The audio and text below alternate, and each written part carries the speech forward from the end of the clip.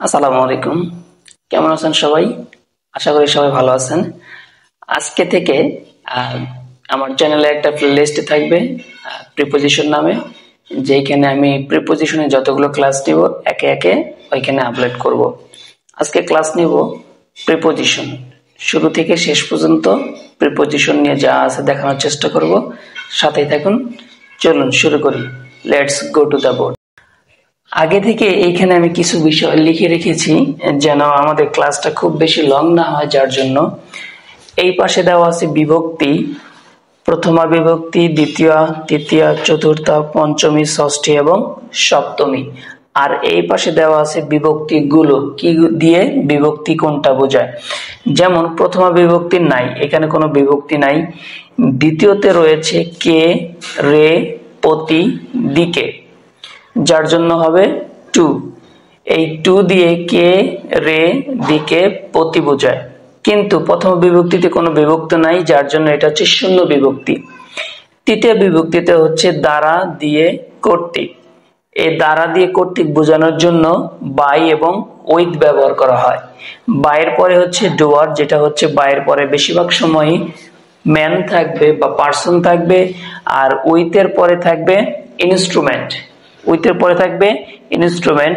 এখানে একটু যোগ করে বাইরের পরে শুধু পার্সনই না, বাইরের পরে যান্ত্রিক কোনো যানবাহন থাকতে পারে, বাট সবসময় উইথের পরে ইনস্ট্রুমেন্ট থাকবে, যেটা দিয়ে দ্বারা দিয়ে কর্তৃক বোঝাবে। এরপরে আসি চতুর্থ বিভক্তি, যেটা হচ্ছে জন্য। আমরা জানি ফর মানে জন্য, এই ফর দিয়ে চতুর্থ বিভক্তিকে বোঝানো হবে। পঞ্চমী বিভক্তি হতে থেকে চেয়ে, যেটা হবে ফ্রম। হতে থেকে চেয়ে, এটা হবে ফ্রম। ষষ্ঠী বিভক্তি র বা এর, এটা হবে অফ। র বা এর, এটা হবে অফ। সপ্তমী বিভক্তি এ, অ, তে, যার জন্য হবে ইন, এট। এ, অ, তে, যার জন্য হবে in, at.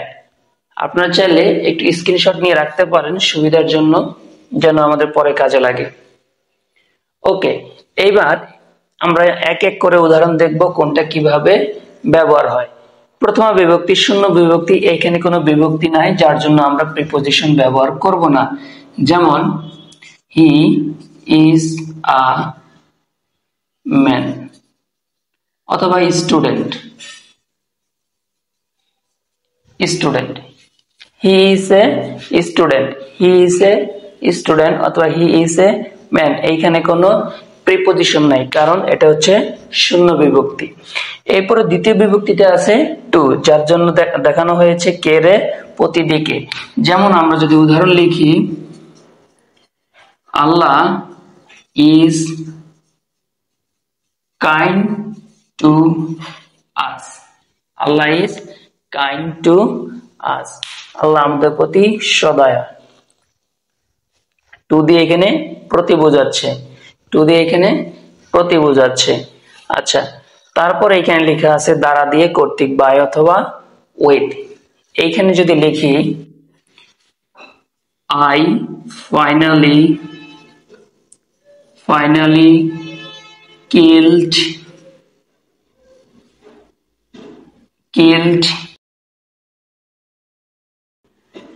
A dog with by my hand, by my hand, এটা হবে হাত দ্বারা, হাত দ্বারা। আর একটা যদি ইন উইথ দিয়ে ব্যবহার করি, সেটা হবে, যেমন লিখি এখানে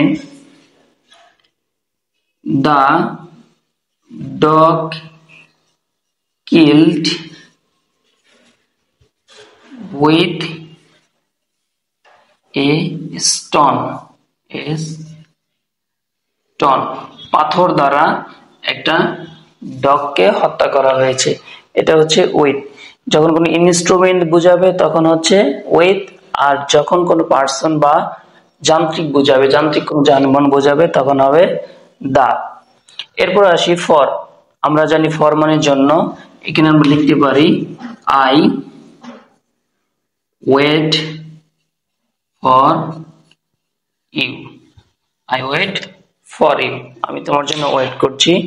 এরপরে হচ্ছে পঞ্চমী বিভক্তি, হতে থেকেছে, যার প্রিপোজিশন হচ্ছে ফ্রম। যেমন আমরা সহজ একটা উদাহরণ লিখতে পারি, I am come from Dhaka. I am come from Dhaka, আমি ঢাকা হতে এসেছি। হতে থেকেছে বোঝাচ্ছে ফ্রম দিয়ে। এরপর আসি রবা এর। রবা এর জন্য কি ব্যবহার হবে? অফ। যেমন আমরা লিখতে পারি, none of this money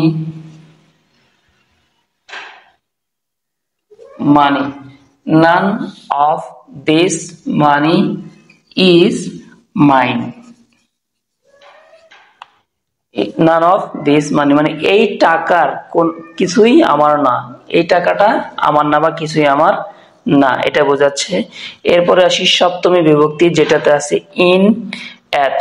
in at যার অর্থ হচ্ছে এ অ তে, এ অ তে।